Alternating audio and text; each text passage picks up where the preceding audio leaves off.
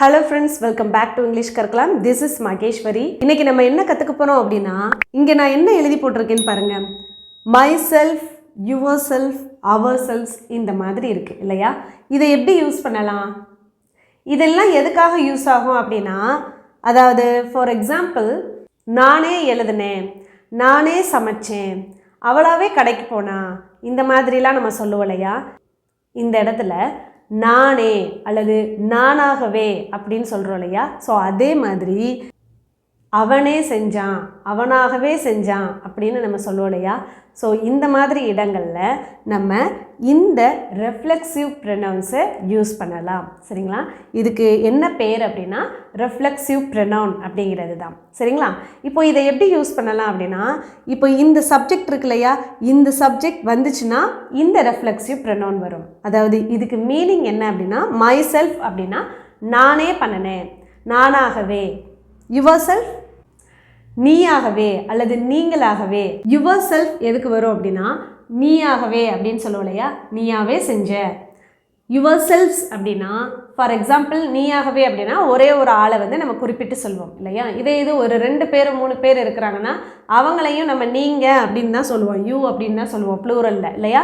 அப்போ அது ப்ளூரல் ஃபார்மில் வரும்போது நம்ம எப்படி சொல்லணும் அப்படின்னா யுவர் செல்ஃப்ஸ் அப்படின்னு சொல்லணும். சரிங்களா? யுவர் செல்ஃப்ஸ் அப்படின்னா நீங்களாகவே, நீங்களே செஞ்சீங்க, நீங்களாகவே செஞ்சுக்கிட்டீங்க அப்படின்னு நம்ம சொல்லுவோம் இல்லையா? அதே தான்.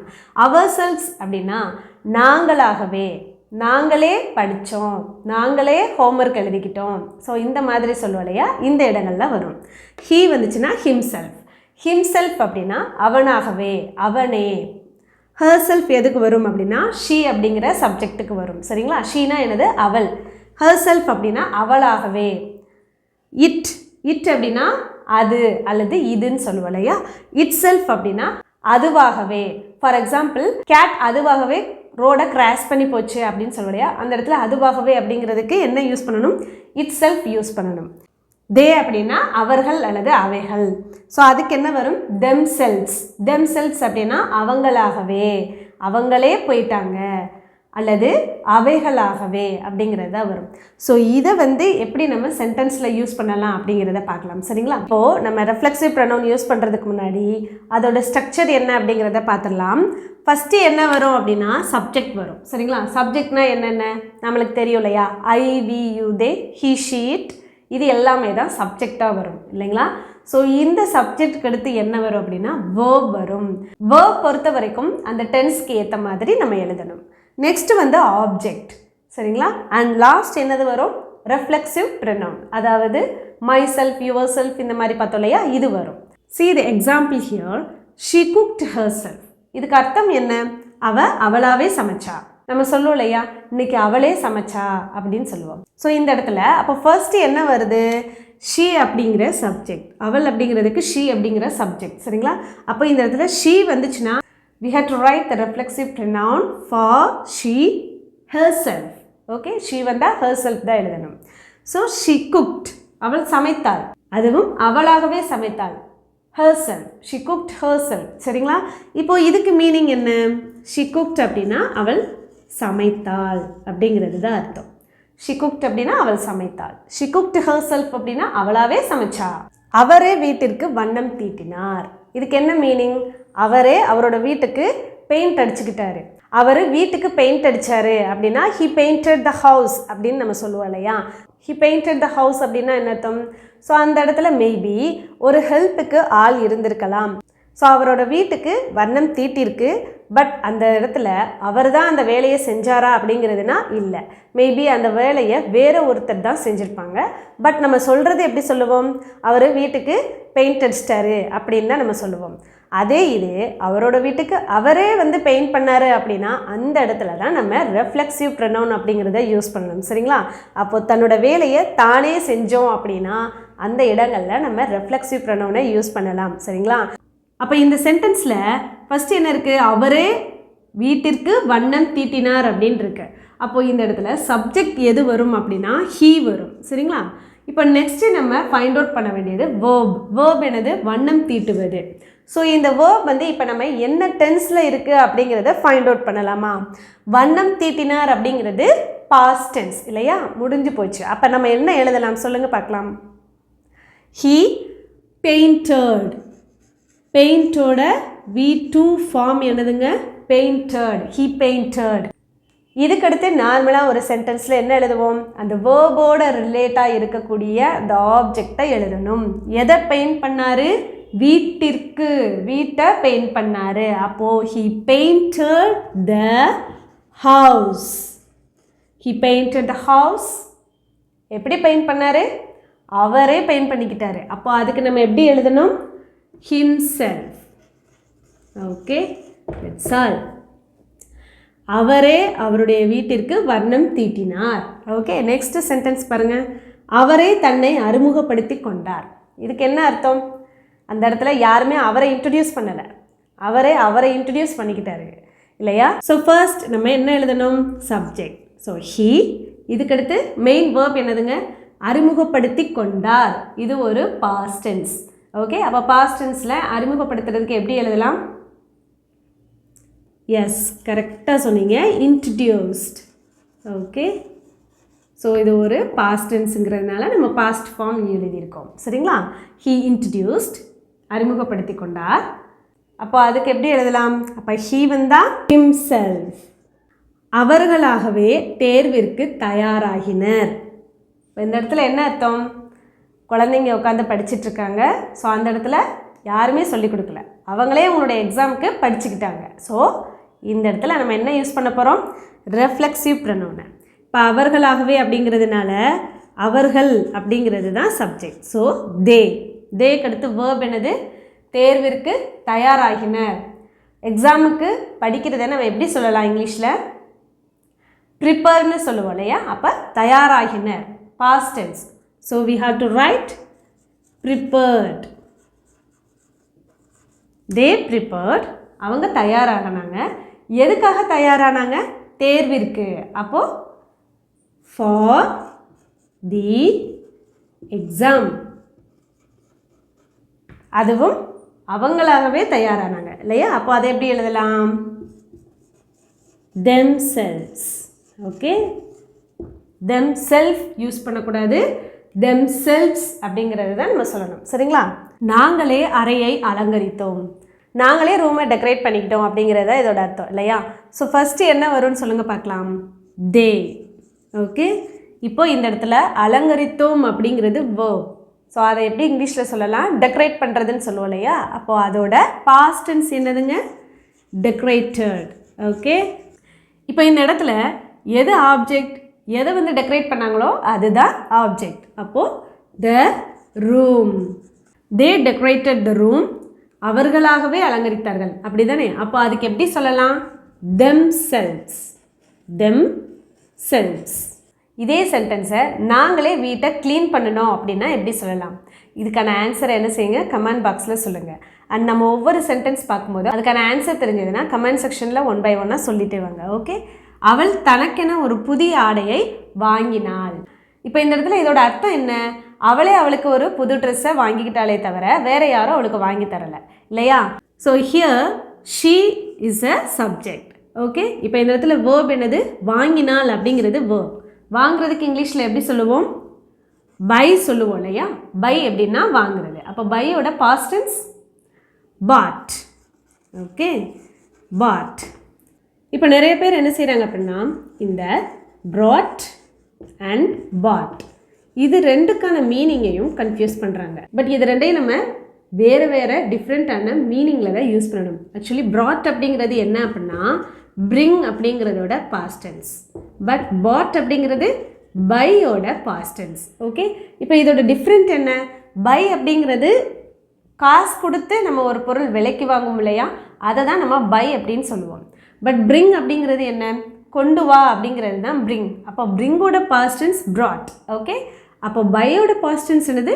bought. ஸோ ரெண்டையும் கன்ஃபியூஸ் பண்ணிடாதீங்க. சரிங்களா? she bought. அவள் வாங்கினாள். எதனை வாங்கினாள்? ஒரு புதிய ஆடையை வாங்கினாள். ஆடை வாங்கினாள், அதுவும் புதிய ஆடை. அப்போது she bought a new dress.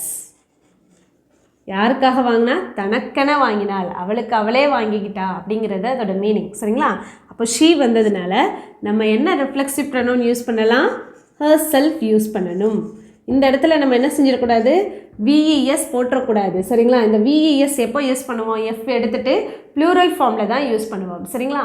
Plural form வரும் பொழுது விஇஎஸ் ஆட் பண்ணணும். அதாவது themselves, ourselves, yourselves, இதுக்கு தான் நம்ம யூஸ் பண்ணணுமே தவிர்த்து ஹீ ஷீட் இந்த மாதிரி சிங்குலருக்கெலாம் நம்ம யூஸ் பண்ணக்கூடாது. So her self. ஓகேங்களா? நெக்ஸ்ட்டு நாங்களே உணவை சமைப்போம். நாங்களே என்ன செய்ய போகிறோம், சாப்பாடை சமைக்க போகிறோம் அப்படிங்கிறத இதோட மீனிங். ஸோ இப்போ இந்த சென்டென்ஸில் பாருங்கள், நாங்களே அப்படிங்கிறதுனால we is a subject. So இந்த இடத்துல வேர்ப் என்னது, சமைப்போம். இப்போ இந்த இடத்துல பார்த்தீங்க அப்படின்னா this is future tense. Okay, இனிமேல் தான் என்ன செய்ய போகிறாங்க, சமையல் செய்ய போகிறாங்க. So we will cook. எதை சமைப்போம்னு சொல்லியிருக்கோம், உணவை. அப்போ we will cook the food.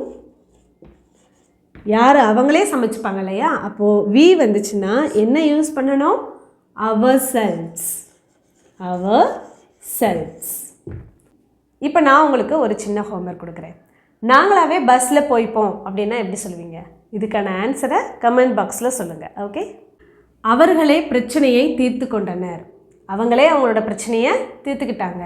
Okay, so they is a subject and verb என்னது, தீர்த்து கொண்டனர். பிரச்சனையை என்ன செய்வோம், சால்வ் பண்ணுவோம் இல்லையா? அப்போது சால்வ் அப்படிங்கிறது வேர்ப். இது ஒரு பாஸ்ட் டென்ஸ் இல்லையா? ஸோ சால்வ்ட், தே சால்வ்ட், அவர்கள் தீர்த்து கொண்டனர். எதனை, பிரச்சனையை, த ப்ராப்ளம். சால்வ் பண்ணிக்கிட்டாங்க அண்ட் அவங்களாவே சால்வ் பண்ணிட்டாங்க இல்லையா? ஸோ தே வந்ததுனால themselves, themselves. So இது வந்து ப்ளூரல். சரிங்களா? தெம் செல்ஸ் அப்படின்னா அவங்களாகவே. நானே சாப்பாடு சமைத்தேன். நம்ம சொல்லுவோம் இல்லையா, இன்றைக்கி நானே சாப்பாடை சமைச்சிருக்கேன் அப்படின்னு சொல்லுவோம் இல்லையா? அதே தான். ஸோ ஃபர்ஸ்ட் என்ன வரும், ஐ. சமைத்தேன் அப்படிங்கிறதுக்கு குக்ட். ஐ குக்ட் அப்படின்னா நான் சமைத்தேன். எதனை சமைத்தேன், சாப்பாடு. So the meal. மீல் அப்படின்னா என்னதுங்க, சாப்பாடு. So I cooked the meal, நான் சாப்பாடு சமைத்தேன், அதுவும் நானாகவே சமைத்தேன். அப்போ நானாகவே அப்படிங்கிறதுக்கு மை செல்ஃப். ஓகே, நான் நானாகவே இந்த படத்தை வரைஞ்சேன் அப்படின்னா எப்படி சொல்லலாம்? இதுக்கான ஆன்சர் என்ன செய்யுங்க, கமெண்ட் பாக்ஸில் சொல்லுங்கள். அவன் தன்னைத்தானே ஊக்கப்படுத்தி கொண்டான். அவனையே என்கரேஜ் பண்ணிக்கிட்டான். சரிங்களா? ஸோ ஹீ அண்ட் ஊக்கப்படுத்தி கொண்டான் அப்படிங்கிறது verb. So encourage, encourage, encourage. This is past tense. So encouraged. Okay, he encouraged. அவன் ஊக்கப்படுத்தினான். யாரை, தன்னைத்தானே. அப்போது he வந்ததுனால himself. ஓகே, அவன் தன்னைத்தானே ஊக்கப்படுத்தி கொண்டான். துணிகளை நானே துவைத்தேன். இன்னைக்கு ட்ரெஸ்லாம் நானாக தான் சோப் போட்டேன் அப்படின்னு சொல்லுவோம் இல்லையா?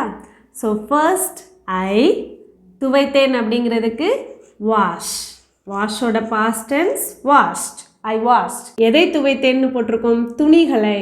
So the clothes. நெக்ஸ்ட் என்ன வருங்க, சொல்லுங்கள் பார்க்கலாம். My self, my self. Okay, நானே துணிகளை துவைத்தேன். உன்னை நீயே நம்ப வேண்டும். அதை எது எப்படி சொல்லலாம், உன்னை நீயே நம்பணும். ஸோ இந்த இடத்துல யூ இஸ் எ சப்ஜெக்ட். இப்போ ஒரு விஷயத்தை நீ இப்படி செஞ்சால் நல்லாயிருக்கும் அப்படின்னு நம்ம அட்வைஸ் பண்ணுறோம் இல்லையா? அப்படி நம்ம அட்வைஸ் பண்ணும் பொழுது என்ன வேர்ட் யூஸ் பண்ணலாம் அப்படின்னா ஷுட் யூஸ் பண்ணலாம். சரிங்களா? யூ ஷுட், நம்ப வேண்டும். பிலீவ், எப்படி நம்ம சொல்லியிருக்கோம், நீயே நம்பணும். You should believe in your self. Okay, நீயே உன்னை நம்ப வேண்டும்.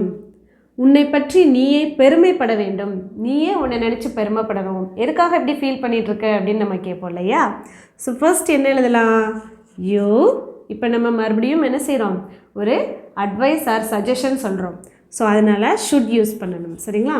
யூ ஷுட் என்ன செய்ய சொல்லியிருக்கோம், பெருமைப்பட வேண்டும். அப்போது யூ ஷுட் பி, பெருமைப்படுறதுக்கு எப்படி சொல்லலாம் சொல்லுங்கள் பார்க்கலாம். Proud. You should be proud. அதுவும் யாரை பற்றி, உன்னை பற்றி. You should be proud of yourself. That's all. So இங்கே should எதுக்காக யூஸ் பண்ணியிருக்கோம்? ஒரு விஷயத்தை நம்ம ஒருத்தருக்கு சஜஷனாவோ அட்வைஸாவோ நம்ம சொல்லும் பொழுது should யூஸ் பண்ணிக்கலாம். சரிங்களா? இப்போ நம்ம ஜஸ்ட் ஒரு சின்ன ரீகால் பண்ணிடலாமா? இப்போ நம்ம இங்கே தமிழ் வேர்ட்ஸ் எழுதி போட்டிருக்கோம். சரிங்களா? இதுக்கு என்ன ரெஃப்ளெக்சிவ் ப்ரொனவுன் வரும் அப்படிங்கிறத கண்டுபிடிங்க பார்க்கலாம். ஃபஸ்ட்டு நானே அல்லது நானாகவே, நானே செய்வேன், நானாகவே செய்வேன் அப்படின்னு சொல்லுவோம் இல்லையா? அதுக்கு என்ன யூஸ் பண்ணலாம் சொல்லுங்கள்? My self. சூப்பராக சொன்னீங்க. அண்ட் நெக்ஸ்ட் நீயாகவே அல்லது நீயே, நீயாகவே அல்லது நீயே. ஸோ இதுக்கு எப்படி சொல்லலாம்? Your self. ஓகே, நெக்ஸ்ட் என்ன இருக்குது? அவர்களாகவே அல்லது அவங்களே, அவர்களாகவே அவங்களே. சொல்லுங்கள் பார்க்கலாம். themselves, themselves. நாங்களாகவே அல்லது நாங்களே செய்வோம், நாங்களாவே செய்வோம். அப்போது ourselves. சொல்லுங்கள் பார்க்கலாம். ourselves. ஓகே, நெக்ஸ்ட்டு அவனாகவே, அவனே எடுத்துகிட்டு போவான், அவனே எடுத்துகிட்டு வருவான் அப்படின்னு சொல்லுவோம் இல்லையா? ஸோ அதுக்கு himself. Okay, himself. அப்போது அவளாகவே அப்படிங்கிறதுக்கு எஸ் கரெக்டாக சொன்னீங்க, herself. சூப்பர். நெக்ஸ்ட் அதுவாகவே. இப்போ ஒரு டாக் இருக்குன்னா நம்ம எப்படி சொல்லுவோம்? விட்டுருங்க, அதுவாகவே வந்துடும் அப்படின்னு நம்ம சொல்லுவோம் இல்லையா? அப்போ அதுவாகவே அப்படின்னா இட் செல்ஃப், இட் செல்ஃப். சரிங்களா? இப்போ இந்த இடத்துல பார்த்தீங்க அப்படின்னா நீயாகவே அப்படின்னு இருக்கு இல்லையா? அப்போ இந்த இடத்துல ப்ளூரலும் யூஸ் பண்ணுவோம், நீங்களாகவே அப்படிங்கிறதையும் யூஸ் பண்ணுவோம் இல்லையா? So your selves. இப்போ இங்கே பார்த்தீங்க அப்படின்னா ஸோ இந்த 3க்கு மட்டும் நம்ம ப்ளூரல் ஃபார்ம் யூஸ் பண்ணியிருக்கோம், மறந்துடக்கூடாது. சரிங்களா? மற்றதுக்கெல்லாம் ஜஸ்ட் லாஸ்ட் எஃப்போட ஃபினிஷ் பண்ணணும். பட் இந்த ப்ளூரல் ஃபார்ம் வரும் பொழுது எஃப் எடுத்துகிட்டு விஇஎஸ் ஆட் பண்ணி நம்ம சொல்லணும். Myself, yourself, them selfs, our selfs, இந்த மாதிரி நம்ம சொல்லணும். சரிங்களா? ஸோ அப்போ இந்த வேர்ட்ஸ் எல்லாத்தையும் யூஸ் பண்ணி இப்போ நீங்கள் என்ன செய்யணும்? நீங்கள் உங்களுடைய ரெகுலர் லைஃப்பில் என்ன செய்யுங்க? இந்த வேர்ட்ஸ் யூஸ் பண்ணி இங்கிலீஷில் வந்து பேசுகிறதுக்கு முயற்சி பண்ணி பாருங்கள். அப்போ உங்களுடைய இங்கிலீஷ் ஸ்பீக்கிங் ஸ்கில்ஸ் இன்னும் நல்லாவே இம்ப்ரூவ் ஆகும். ஹோப் கண்டிப்பாக இந்த வீடியோ உங்களுக்கு யூஸ்ஃபுல்லாக இருந்திருக்குன்னு நினைக்கிறேன். வீடியோ பிடிச்சிருந்தா மறக்காமல் நம்ம சேனலுக்கு ஒரு லைக் பண்ணி சப்போர்ட் பண்ணுங்கள். தேங்க்யூ.